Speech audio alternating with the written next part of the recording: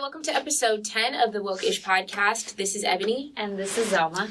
And this is our take 2. Not that y'all need to know this, but we recorded without pressing record, and so we are recording again. Yeah. Oh, I forgot to say, sorry. So this episode will be about anxiety. We will talk about anxiety management, as both of us kind of struggle with that, which I think is kind of just a product of being in grad school and probably other like personality life stuff. But we know that it's something that plagues a lot of people, and we are going to help try to help y'all by giving y'all some tips that we practice in our own lives. Yeah. But before we get there, we will start with our shout out segment. Yeah. So our first shout out goes to Joseph Riquelme. Sorry if I'm mispronouncing that, but a recent video went viral. He apparently created an app for videoshop.net and then used the earnings from that app to pay off his parents' mortgage. And in the video, he's kind of telling his parents that he paid off the mortgage. And so it both his parents started crying. His mom cried first and then his dad cried. And, he was just sitting there, and it was just really nice. It was a nice reminder of, we talk about this is one of the things that we all wish we could do for our parents. And he did it. And then to see it was really nice. So it was a pick me up to be okay, some people do, being in grad school, you forget what it's like to make money. So when you're look. I never learned. So you're look, you can make money and pay for things. And so shout out to Joseph and to all the Josephs out there who are not just going crazy and paying off your parents' mortgage, but helping out. Yeah. And there are different ways that you can help out with your parents. But for us who come from families or backgrounds where we kind of have more responsibility in helping out with our families, shout out to all of us and shout out to Joseph. Yeah. Do you know what videoshop.net is? No. I should have looked that up because I was curious. I'm can I create an app? Because, the way that technology is going, I feel like we should all know how to code. We should all know how, because that's... They have, coding things for kids. Yeah. They can play games to code stuff. Yeah, I've been wanting Maurice's little brother to get involved in that. Because I'll make sure Fred knows how to... Yeah, that would be... To code. Mm-hmm, because he could be an engineer, Yeah. One day. Life goals. Okay, so our second shout out goes to Power 106. So Power 106 is LA's biggest hip hop station, radio station, and they recently took a stand of solidarity with Nipsey Hussle's wife, Lauren London, and banned Kodak Black's music after he posted a video on Instagram where he's making really disrespectful and tasteless comments about trying to get at Lauren London. He essentially said, well, first of all, he's hard to understand. That accent is just crazy. But he basically said that he would give her a year to cry and mourn over Nipsey's death, and then it'll be his turn. And so he disgusts me. Even before this, I found him pretty gross. But this is just it's just so disrespectful to say to somebody a couple days after their husband has been killed. It's just, it's, and I don't listen to his music or anything. And not that I don't know if this comment necessarily warrants him to be, what do you call that? Muted or canceled or whatever. I'm not necessarily going to avoid his music, but I wasn't listening to it in the first place, so I don't really care very much. But then also T.I. recently made a video kind of in response and was telling him that, I guess they're from the same... Wait, Kodak Black is from Atlanta, right? I have no idea. I thought he was from Atlanta. I don't know. But he... T.I.'s from Atlanta. T.I. told him, you need to apologize, you need to take that back, or whatever. Of course, Kodak Black, being who he is, doubled down on it and was or else what you gonna do? So T.I. took down his artwork and his the Kodak Black installation at the Trap Music Museum, which is in Atlanta. And I just visited this past weekend, and Kodak Black stuff was still up. But I guess within the last day, they took it down. And I saw that video of that happening on the Shade Room. And I was like, yes, in solidarity. Because, you cannot just go around disrespecting somebody's legacy, somebody's life, somebody's wife. Not only his wife, the mother of his child. Like, who? Yeah. And then put it in and it was circulating. She probably can't avoid it even if she wanted to. So it's... These kids, man. Yeah. Actually, he's not even a kid. I don't know how... Isn't he like 22 or something? I don't know. He's... Yeah. So I'm... Yeah. So shout out to Power 106. Good for them. Yeah. He needs a timeout. Yeah, I think some other people did it too. But yeah, I was really, really proud of them. Okay, so that wraps up our shout out segment, and now we will transition into our In the Know segment. Extra, read all about it. Okay, so now for our In the Know segment. Yes, and so our first In the Know topics is actually based on an article that I was reading on NPR. And apparently there is a rise in the recruiting of white nationalist groups across the West. So they were talking about like Oregon, Washington, and saying that in recent months, college campuses across the West, including the University of Montana. Montana's a what? Whatever. We don't claim them. The University of Utah, the University of Denver have seen an increase of recruiting efforts by Patriot Front, which is a white nationalist group. They said that although there's a large white population in the American West, Montana, Utah, they are experiencing an increasing Latino and immigrant population, which may be driving the increased recruiting. And so I just thought it was interesting that we don't really pay attention to that part of it, other than the group of people who like shot at the police or had a stand. In Montana? No, like in Oregon or Washington or something. There was a story a couple years ago about these people that were like in basically a settlement that were just like had a bunch of guns and were shooting at the police, and they were white. And other than that, I hadn't really heard a lot about any news stuff coming from it. I didn't even think they were like racist until I started reading about it. And then, my partner's brother lives in Oregon. And so just learning about, they make jokes about the type of racism up there. Yeah. Like it's different than the South, the racism in the South and the racism in the North. So it's just like, something that while...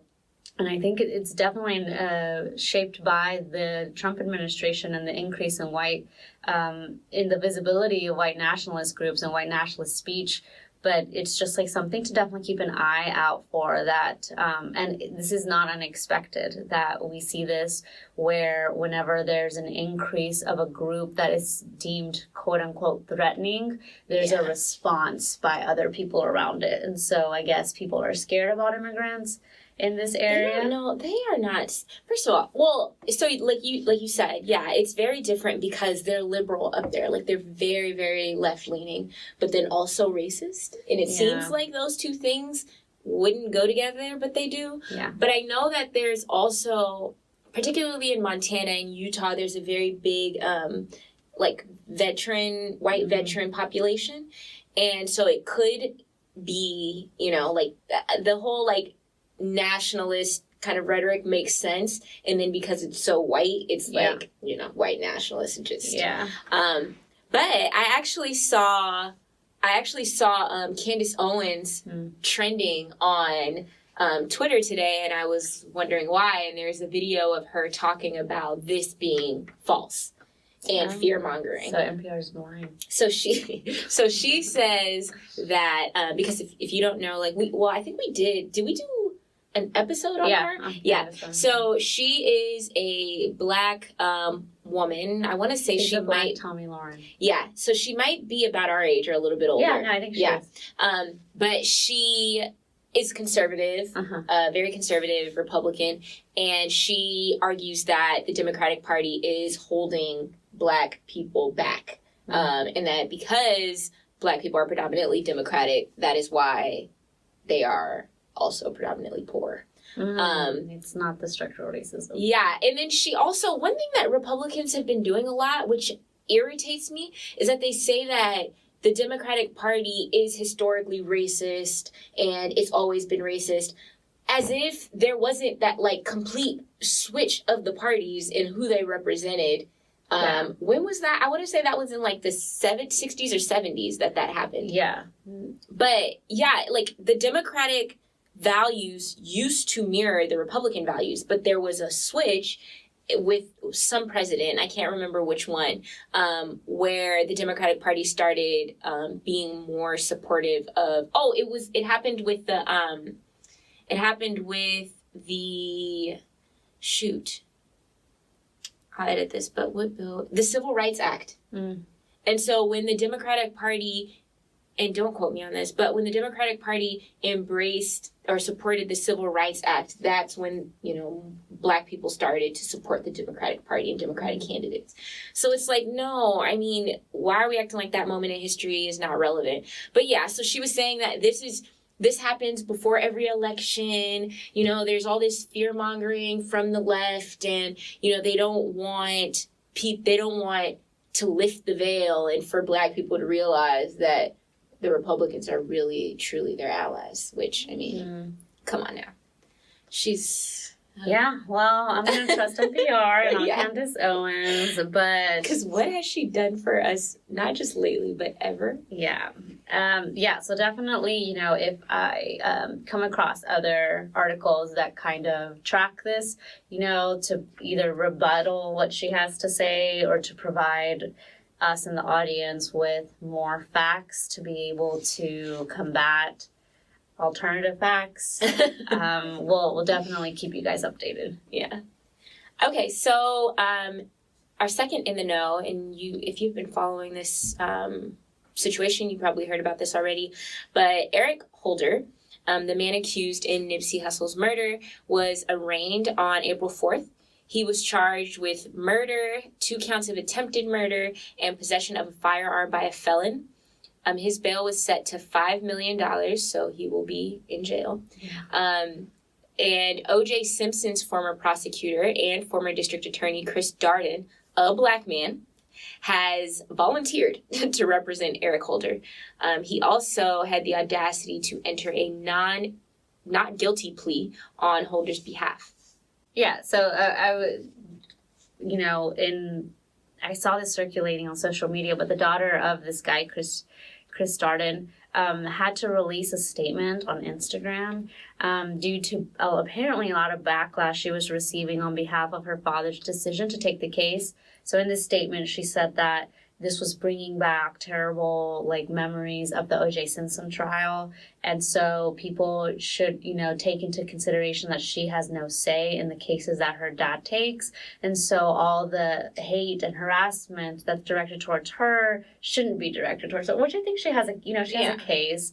I didn't even know he had a daughter, but I can imagine people saying terrible things to her because of these vigilantes. The anger that people have about the death of Nipsey. So, I thought that was, I guess, interesting or crazy that she had to, I guess, Instagram is the new, conference center. Yeah. But she, released a statement and was basically, leave me alone.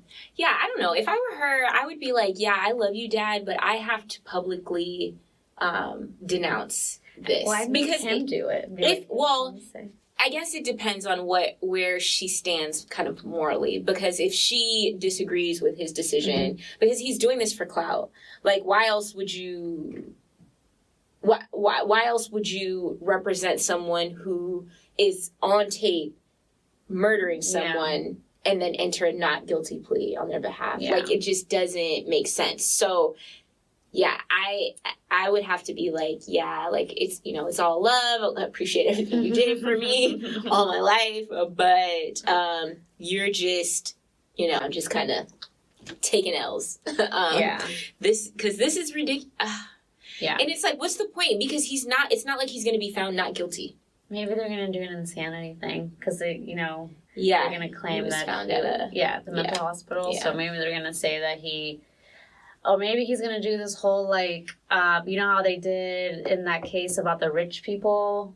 About that rich kid who they were like, oh, he was so rich, he didn't know right from wrong. So he's so poor, he doesn't know right from They're wrong? going to know, like, maybe they might say he came from an environment of violence where he only knew how to respond in this way. Yo.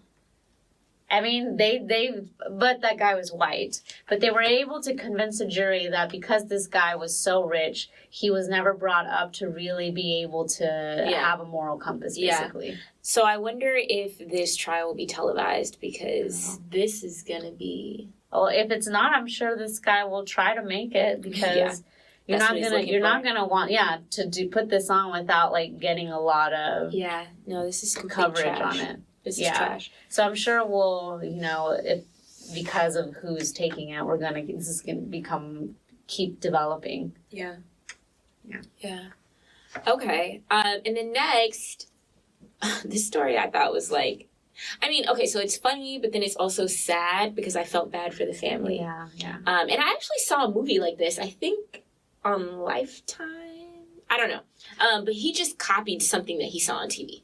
So Brian Michael Reaney is a 23-year-old guy from Hawaii, what? From Ohio, who was charged for claiming to be a little boy named Timothy Pitson, who went missing in Illinois in 2011 when he was 6 years old. So Brian, the person faking, was found wandering the streets in Newport, Kentucky last week and claimed that he had escaped his abductors. So the FBI ultimately tested this guy's DNA and determined that he was lying. And I mean, I don't know why he did this, but yeah, I just felt like bad for the family because he got their hopes up, like thinking that, I mean, and then also, he was pretending, I think, to be a 14-year-old. So he's 23. And the kid at this point would be 14. And so, they're feeling like their kid has been, their kid who's been missing for 8 years is suddenly found. And and it's like, I don't know. This is so sad. But in the movie that I watched, they where the same situation happened, where this guy was pretending to be this person that had been lost, the family kind of, like, because they were so relieved at the possibility that the kid had been found, they accepted him, even though they kind of knew. I'd be mad if I was the kid. Be like, oh, you're just gonna take a replacement. Yeah. But the FBI kind of, or whoever the investigator was on the case, was like, this is not your kid. This is probably not your kid. And they were like, no, I don't want, they were like rejecting all of that. But yeah, so I don't know. I was pretty bummed out. Okay. And so lastly, this is a little bit lighter, on a little bit lighter note. But so last week, media outlets started circulating reports that Beyonce's decision to partner with Reebok had something to do with their, what? Not to partner. I don't know why. I've been staring at a computer all day, like since 10 a.m. And I think my vision is just finally letting go. Okay. Again, last week, media outlets started circulating reports that Beyonce's decision not to partner with Reebok had something to do with their lack of diversity.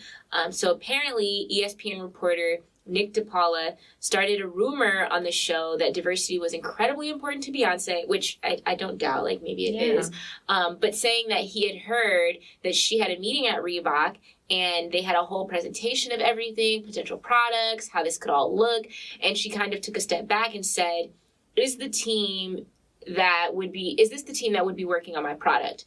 And somebody said yes. And she said, nobody in this room reflects my background, my skin color, and where I come from and what I want to do. And he said that she kind of took a step back and then just left the room. And Reebok just never came to terms with this. So apparently Reebok has debunked this rumor. They said that it's categorically false, and they're really disappointed and appalled by the false report. So I guess she decided to go with, I think, Adidas. Yeah. And so she's coming out with shoes? Like, that's maybe a like clothing line? Yeah, maybe. Yeah, maybe. Because she has Ivy Park. But maybe she's doing, like, like shoes and sportswear or something. Yeah, I'm just, God, ever since Darion, I'm a little bit like, I don't know about Beyonce and the clothes. I don't know. I'd buy it. You would? Yeah. Do you own, like... No. I did have some Darion pants back in the day, or an outfit or whatever that my mom bought. And it was... What I did like about the clothes was that it kind of, like, fit... It was kind of, like, made for a, like... In the same way that, like, these companies now are making clothes for, like, women that are curvier or whatever, that, I think, is what Darion did early on. Yeah. Even though the designs were subpar. Although it was, like, the 2000s. It was, and all the 2000s clothes were trash. Like, looking back, it's like, the colors. Oh, my God. I'd heard that Kamora Lee Simmons was bringing back baby fat. Oh, my gosh. I used to love baby fat. Oh, my God. I did, too. But then when you look back at it, it's like that cat. Yeah, and, like, the pink fleece. The fur, the boot. Remember the boots with the fur? Yeah. Apple the bottom boots jeans. with the fur. Yeah. Yeah. Oh man, that era was terrible. I hope that era does not come back. That clothing, it's not good. Yeah. Well, maybe we'll look back at this and think that this era is not. Yeah. Good. But what is this era? Does this era even have a like the Coachella thing? I think it's like a modern hippie thing. Oh yeah. Like everyone does flowers in their hair. Yeah. Which is so surprising that that's okay because of how PC we are these days, you know? And it's like, because as I've been looking at things for like wedding related stuff, right? Like my taste is very like, bohemian, but sometimes I feel bad because a lot of the decor, like if I go on like Pinterest or whatever and I look up bohemian weddings, a lot of the decor is like a play on like Native American kind of cultural stuff. You'll find a lot of stuff. Yeah, and I'm just like, yeah, but I want it. You know, so I'm like, shoot, what do I do? Because it's like, it is all white girls. When you look it up on Pinterest, all of it is white girls with like feathers and maybe you gotta look at that black Pinterest stuff. I told you about it. Oh yeah, you did. What is it? Maybe we should shout it out on here so that let me look it up. Yeah. Black Pinterest. Actually, I think I did see this recently. Maybe they'll have more tolerable decor that's not offensive. Wasn't it like melanin? Yeah, it was like melon is the black Pinterest. I don't know. I think it was melanin interest or something like that. But yeah, I do need to go on there because I am one of the people that puts African American or black women hairstyles. Oh, you know, like, I have to put makeup brown. Okay. So now we will transition into our What's Being Slept On segment. It's so funny. It's so true. It's funny because it's true. I strongly suggest that you wake the fuck up.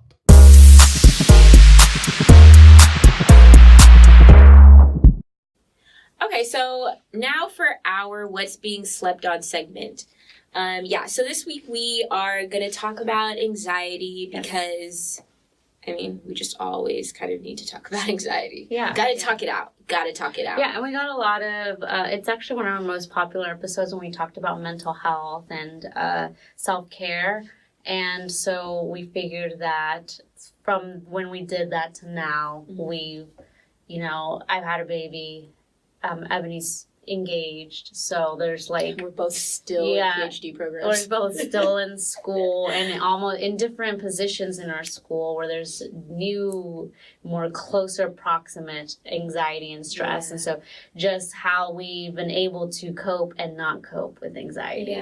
And hopefully that would be helpful to you guys, or at least you can kind of get an insight into the type of anxiety that we deal with, because it may seem like we don't have any because we're just like, oh hey, how are you doing? But I think we're also both Virgos, and I think that I think that there's I guess without getting too deep into it, there are a lot of characteristics of Virgos that are like about compartmentalizing, and that like we're good at kind of having a kind of calm and put together face in public, even regardless of like how we feel on the inside, or like how we are at home, or like with our partners, or oh my God. So last week, Maurice listened to our episode, right? He doesn't always listen, and so he was like, why are you calling me partner?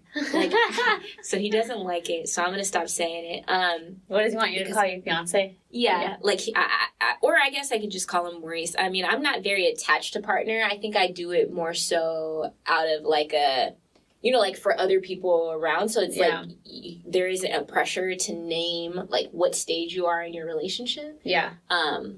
But anyways, yeah. So I like partner because it confuses people and they're like, what is she? A lesbian? Yes. Yeah. Yeah. But she has a baby. Yeah. No, I've been like peeping people trying to figure. Well, anyways, that. We can have that conversation offline. About to get way too.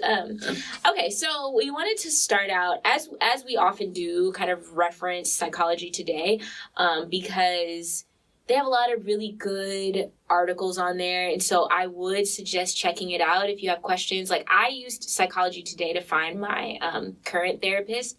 I just typed Black therapists, and you can put in your zip code or whatever, and then a bunch of stuff will come up. There's tons of things about how, like, mental health stuff, obviously. Yeah.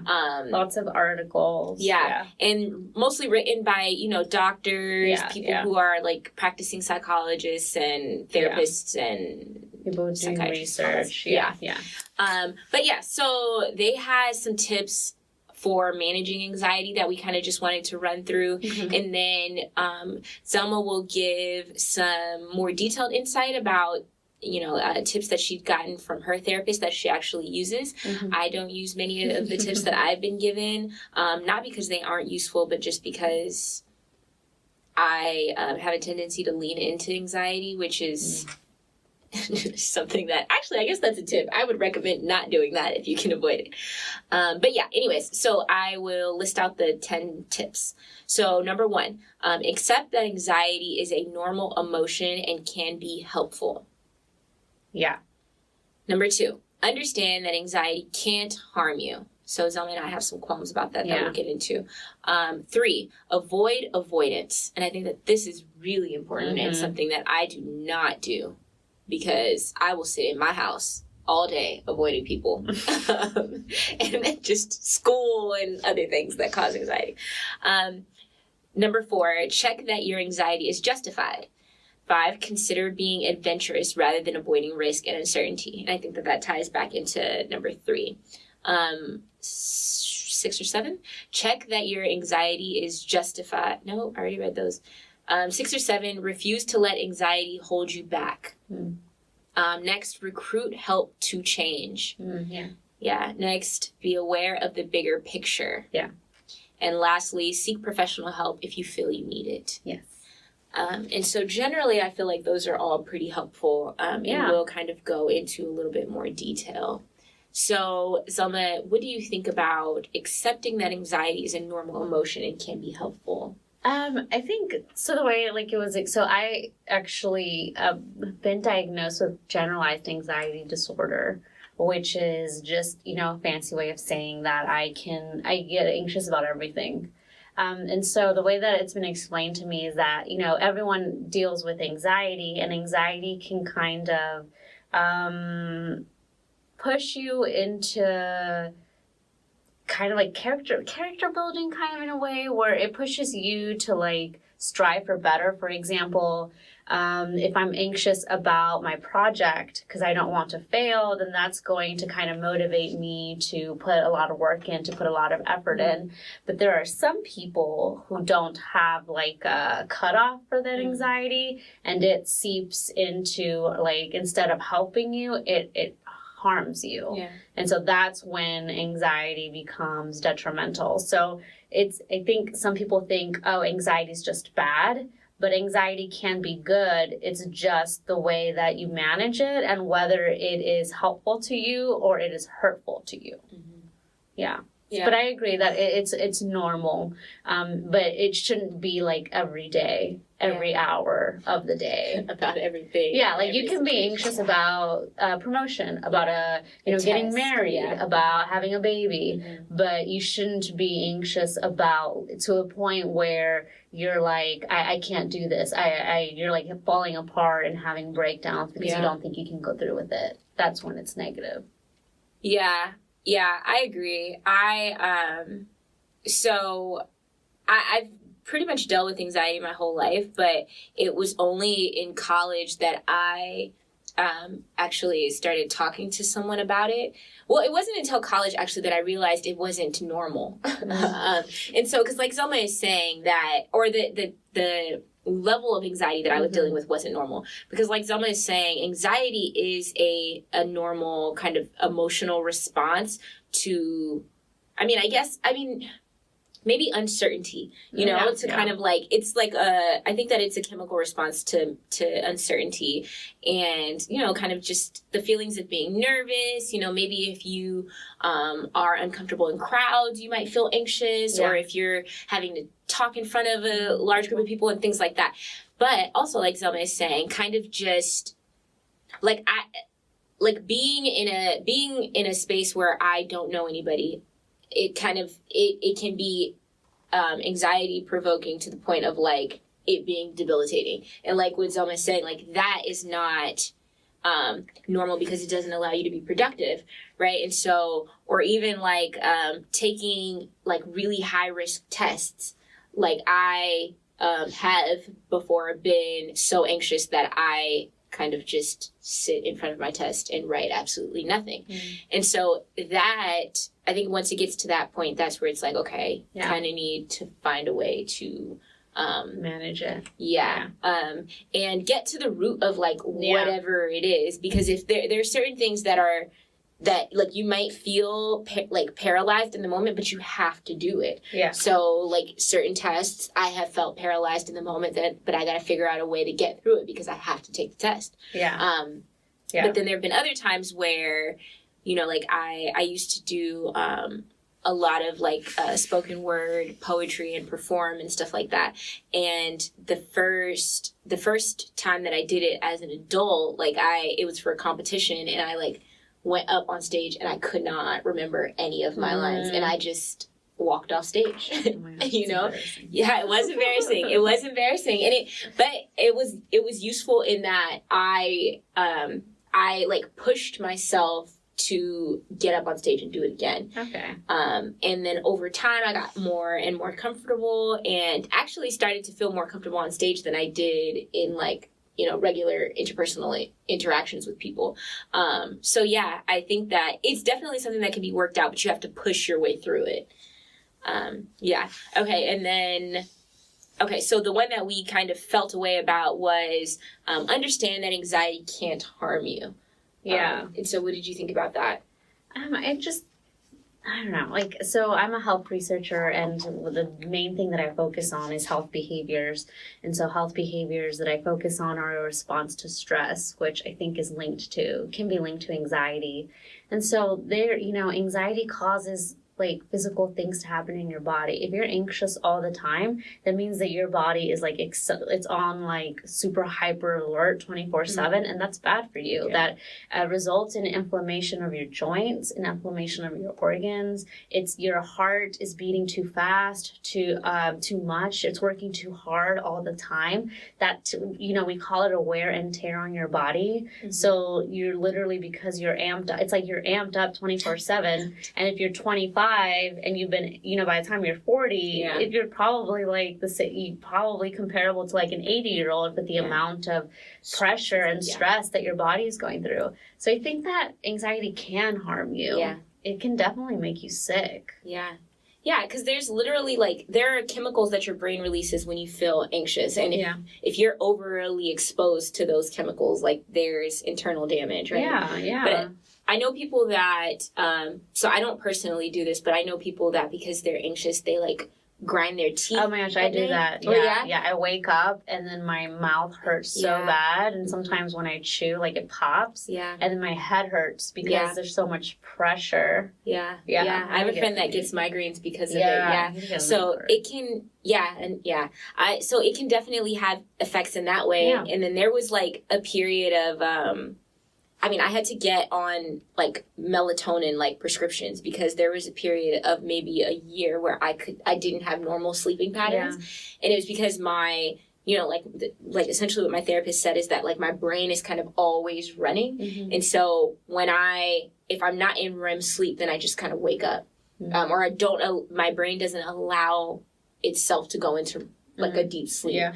And so, yeah, I would wake up and then I would just be thinking about like what I have to do the next day or like, you know, planning out my day, and I couldn't go back to sleep. And so I would be waking up at like 3 a.m. and then just be up.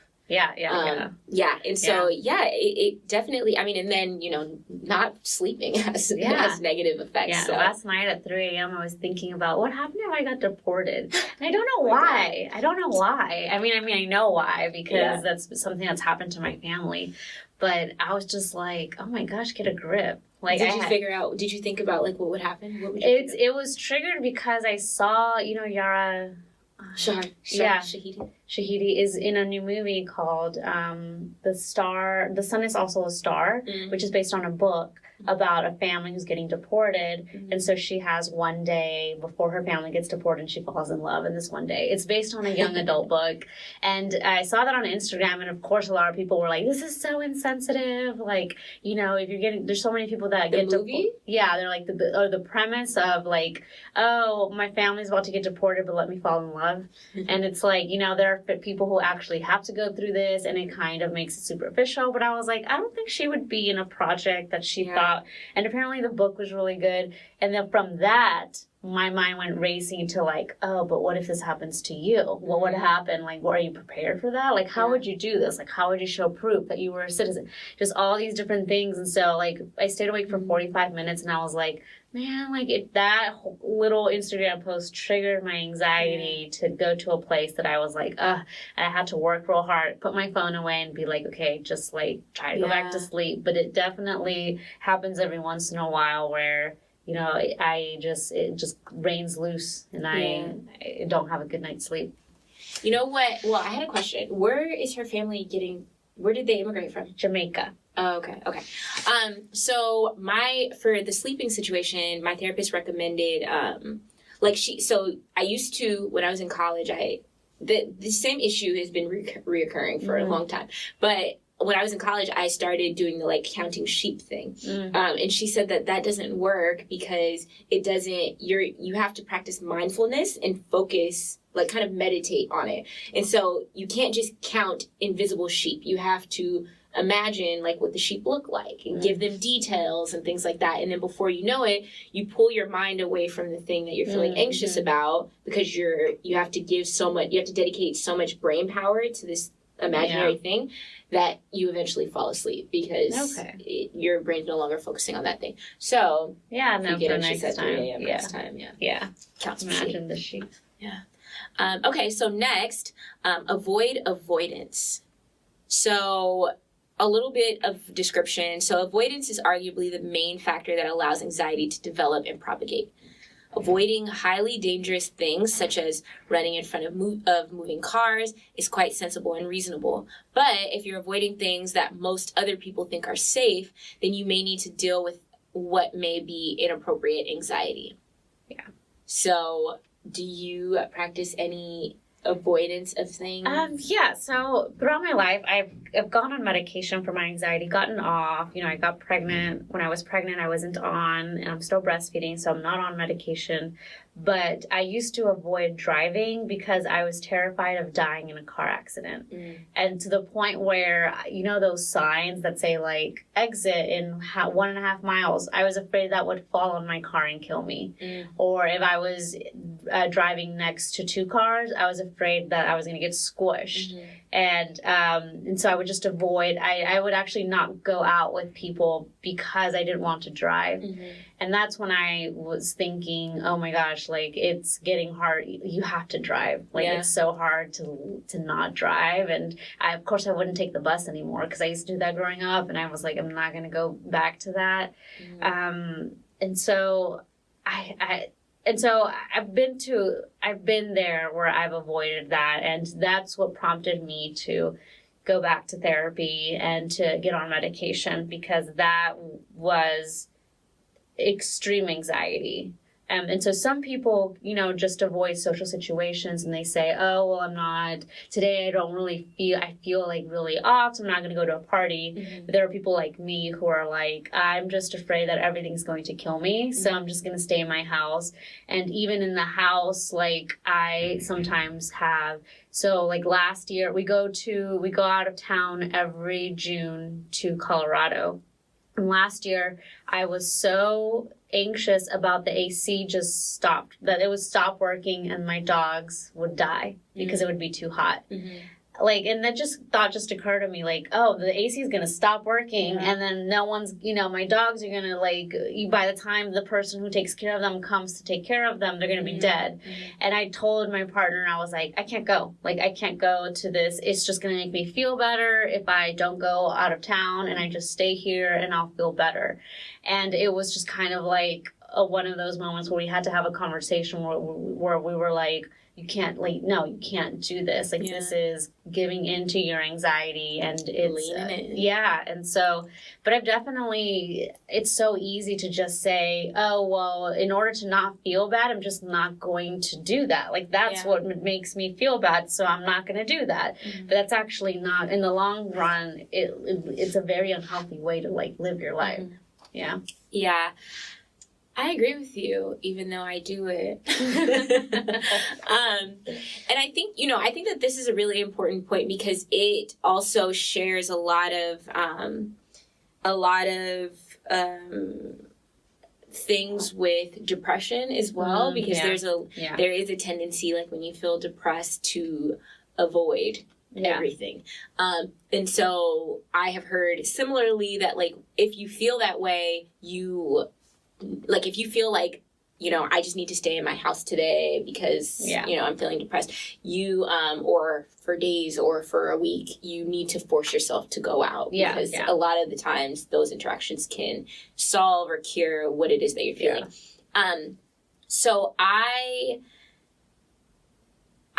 also, because the things that make me the most anxious are things that I've kind of always struggled with. I think that I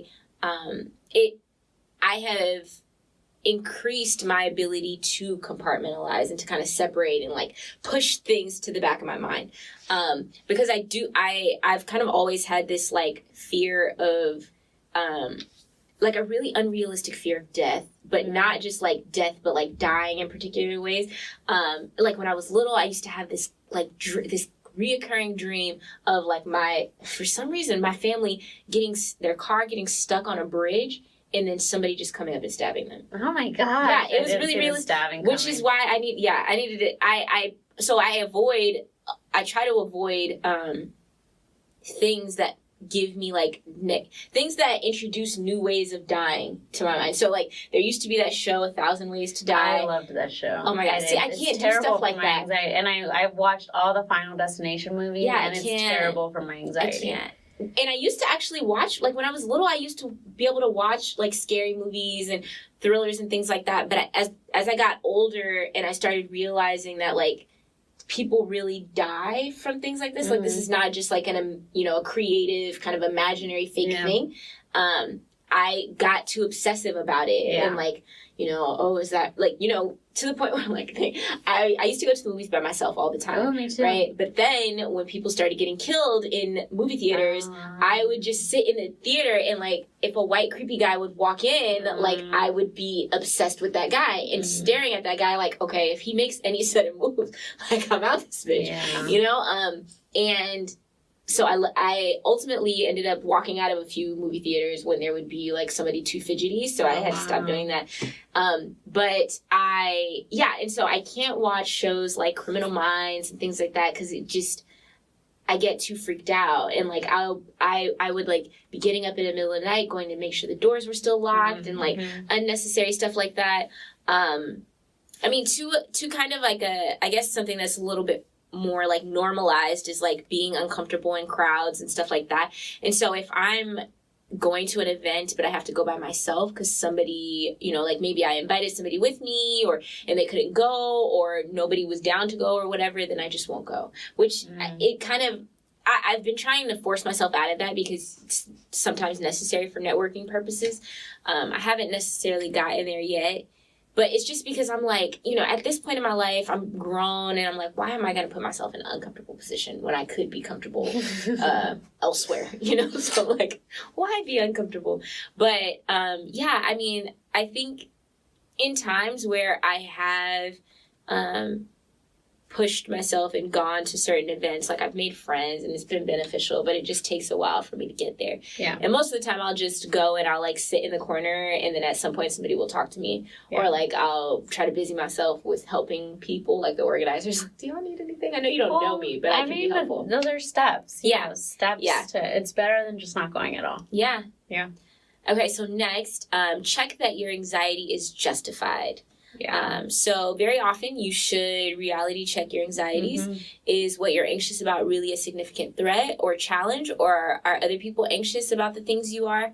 Often the thing causing your anxiety may not be dangerous or threatening, or may not be as dangerous or threatening as you think. And I mean, check. I don't know. That's like that's a weird thing for me, because justified by whom? Like, who gets to justify? Well, like, so airplanes. So I'll get really freaked. So my partner's an engineer, and I'll get really freaked out. And although recently, you know, with the whole like airplane piece. Yeah, it happens. Yeah. Okay, then that's a bad one. But okay, so in the house, I'll be like, what if? Like, one of my anxieties is, what if the AC just like is working too hard, it catches on fire, and then my partner will be like, let me explain to you why that can't happen. Or I'll be like, what if, you know, we leave the grill on and the house explodes? And he'll be like, okay, well, let me just walk you through why that could happen, but probably won't. Yeah. And so he'll like break it down and explain to me. And like, because I'm also a logical person, having someone explain to me like, well, I am a professional engineer and I'm telling you this cannot happen. Yeah. I feel better about that. And so in that case, it's kind of like some of the anxieties that I have about like house stuff, or like, you know, if I'm like, oh my gosh, the dog is limping weird, what if he dies at night? And he's like, well, the dog would cry if he was really hurt, and we would know, and just stuff like that. I'm like, what if the baby just like stops breathing? Oh my God, the whole baby's baby stops breathing and I won't be there. And he's like, well, you know, and he just walks me through a lot of stuff. And so that's helpful. And so to me, that's how my anxiety can be kind of checked. Yeah. But I agree, like then there's also like, just every once in a while, random act happens and people like get fucked or die. And so that's what my anxiety will fixate on. But I will give myself a break and be like, okay, fine, you explained it, so I won't worry about that. Yeah. Yeah. I think that this is hard because, well, okay, so for me, I think that typically I reality check myself. One thing is like Maurice is, but I don't think it really helps me, because he plays poker and he's all about odds. Like everything for him is about odds, and it's like, so what? It could happen to 1 in 1,000 people. What if I'm that 1 in 1,000, or what if you're that 1 in 1,000? That's kind of how I like, you know, my rebuttal to that. So it could be helpful, but then it just isn't for me. Yeah, and it might not be and that's why I think like. It's anxiety happens to a lot of us, but it's also like you have to identify what your anxiety just triggered by, and what it is helped by, and what it is hurt by. Because some of these things might not help you; they might make it worse. But some of these things might be helpful. So I think like it's also trial and error. Yeah.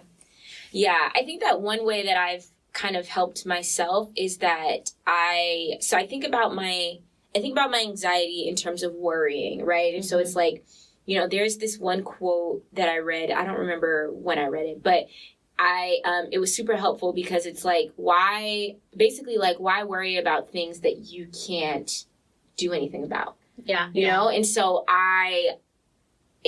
sometimes I'll reflect on that, and I will, it'll help me to just kind of accept that, like, well, if this is meant to happen, like, there's nothing I would be able to do about it anyway.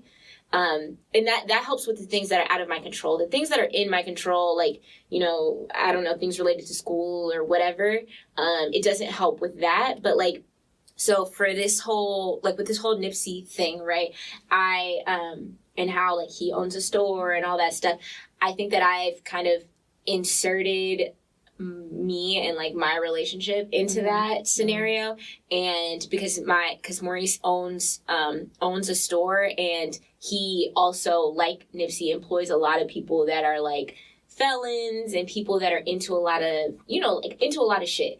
And I mean, granted, like, I don't want to be like, oh, you know, once a felon, like, always a criminal kind of thing. Not that thing, but it's just, like, in general, like, who could be people, like, it doesn't necessarily have to be them. It could be anybody, like, that could see him or interact with him or whatever. Anything could happen. And so lately I've been, like, my mind has kind of been obsessing about that. And there have been a couple of times where I'm like, you could work from home today. And he's like, you know, I'm not going to avoid my business because of this, you know?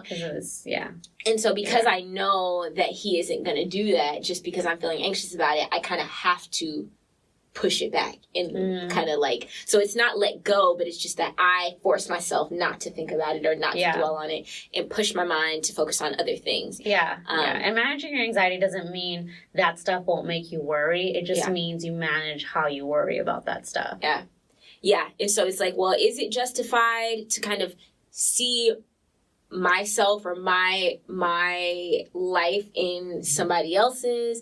I don't know, but I guess I manage it by, like, pushing it down. Okay, and then, so I'm going to skip this one about being adventurous. Because it's kind of similar, and it's kind of similar to what we talked about. Like, you know, consider being adventurous rather than avoiding risk and uncertainty. It's like, you know, we kind of... kind of also the same with refusing to let anxiety hold you back. Okay, and then, so no one is perfect. Take a break from the rigid rules that make you anxious. Setting the highest standards for everything all the time is a recipe for stress and anxiety.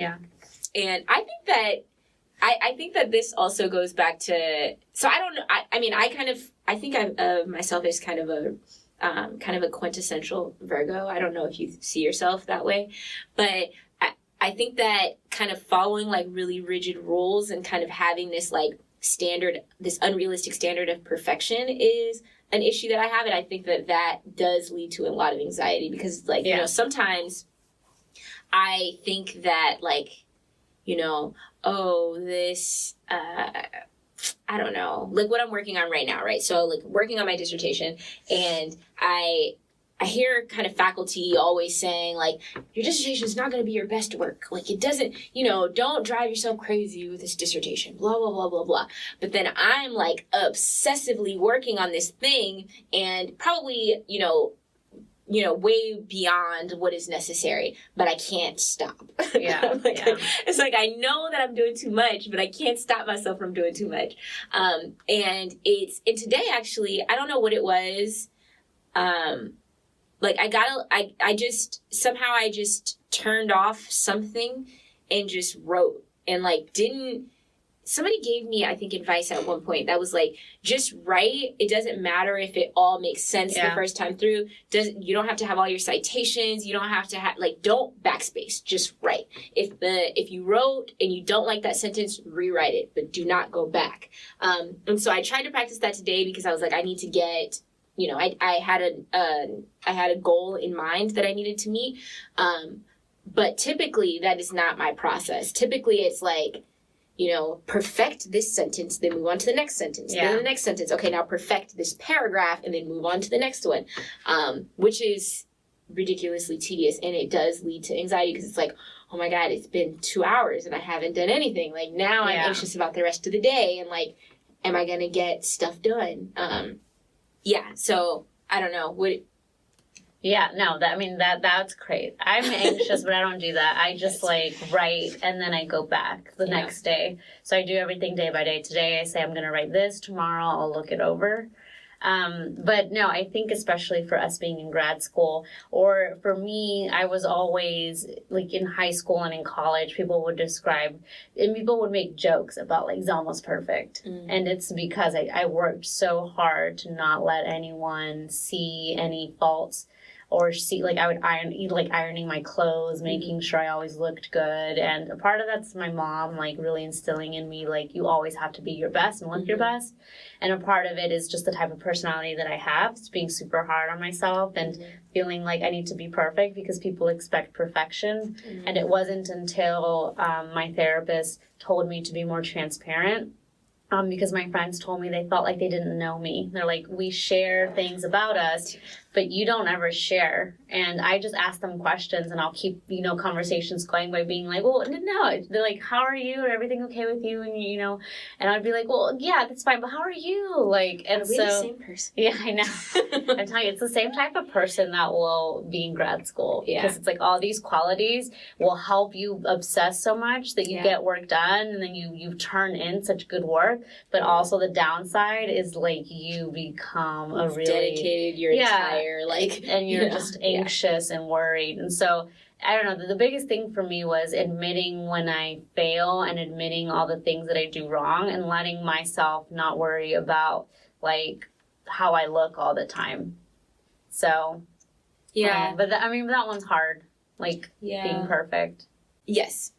Okay. And then the last couple are so getting help to manage your anxiety, because sometimes it is a difficult task to do on your own, because sometimes you're not even aware of it. Because of social media, I think I became more like, I knew that I had anxiety, but I became more aware of the fact that it was a normal thing, because I like what you were saying, like before college, I never talked to anybody about it because I thought like, oh, something's fucked up with my brain. Like, I don't need to involve anybody else with this. And so I think that after realizing that, this is a thing that other people deal with, I felt like, okay, I need to talk to somebody. And so that's why I pursued therapy and stuff like that in college. Yeah. And I have not always been super consistent with it because, one, not having healthcare is the thing. So once I graduated college, there was like a lapse. There was a lapse in my coverage. So I didn't have anybody. And that was actually probably one of the most anxious periods of my life. Like, moving away from home, like not having anybody here, starting grad school. There was like a lot of deaths in my family during that like 6-7 month period.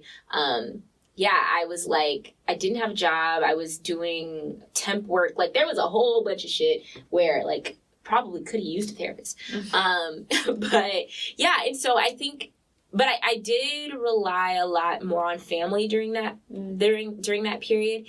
And there are also, I think it's useful to have friends that you can, say like, hey, this is how I'm feeling today. Does that sound like, it's worth what I'm feeling or worthy of what I'm feeling? Or, tell people that you're worried or concerned, and then you have somebody that will like snap you out of it and be like, no, you're a badass kind of thing. Check. Yeah. Because and my mom is really good at that, like where I'll, because now even at this, I thought that I would get to this point in the program and feel free and feel like, oh yes, I've made it to like ABD, which is, a really hard place to get to. But then the anxiety just kind of manifested itself into something else and latched on to other things. And I want to drop out every day. Yeah. And it's like every time I tell people that, they're like, what? At this point, you made it so far. And I'm like, no, I remember growing up and hearing people that dropped out with a year or a semester left. And I was like, how stupid is that? Yeah. But I totally get it now. And so, so telling my parents that, and then their response being like encouraging is very, very helpful. That's good. Yeah. So, what about you? Yeah. Well, I see my therapist, and I've been on medication when it got really bad, in addition to therapy. But my therapist the main tools that I use are so there's this thing called, so I had panic attacks. And so people call it different things like 765, 543, 321. And it's like, so what you talked about, like mindfulness, it's like you have to like snap yourself out of whatever it is that you're obsessing about. And so you do that by like really concentrating on things. And so you use your 5 senses. So you can pick whichever one. So you think if you're doing 765, 543, 321, whichever set of numbers, you just pick one. I'll, for example, do 765. So I'll do, let me think of 7 things. And so you picture yourself in a room at your house and you say, okay, I'm in my bedroom. I'm going to pick 7 things that I see in my bedroom. And then I'll be like, okay, on my wall, I have a frame. Next to that frame, I have another frame of me. And then you go through the list of 7 things. And 6, you're like, okay, 6 things that I smell in my bedroom. Okay, I have an air freshener. And then you go through that. Okay, and then 5 things that I hear. Okay, I hear my cat. I hear my dogs. And so the process of doing that kind of like makes you focus all that anxious energy into putting like yourself. And so that works not only with anxiety, but also if you have panic attacks, because the whole thing with the panic attack is you think that you're about to die in that moment. And so by focusing all that energy on something else, you're not obsessing about what might happen. And the other thing my therapist told me is like anxiety is about being stuck in the past and obsessing about the future. And so you're not living in the present. And so I always have to ask myself, like, is this something that has to do with me being like, oh my gosh, I replay moments in my life. Like every once in a while, I'll replay this awful thing that happened in like 10th grade. And I'll be like, oh my God, I just like torture myself by like reliving that in my head or reliving conversations. And I'm like, why do I do that? Or I'll think like, oh my gosh, what if I don't get a job? What if I don't get a job? What if I have to move? This is going to be terrible. And so I have to check myself and say, is this something that happened in the past? Is this something that hasn't happened yet that I'm obsessing about? That may not even happen. Yes. Okay, so if it's those things, then like what am I doing now? Like, oh, well, today I'm going to do my laundry, so let me just do that. Yeah. And it kind of helps me bring myself back into it. And then just like having someone to talk to. I really suggest a therapist because therapists can guide you into, because like we mentioned, there are things that work and things that don't work. There are strategies like the breathing in and out people do. It doesn't work for me. But there's this thing where you pretend to have a hot chocolate or a coffee. So you like pretend you're holding the hot chocolate. You pretend you're blowing it because it's hot.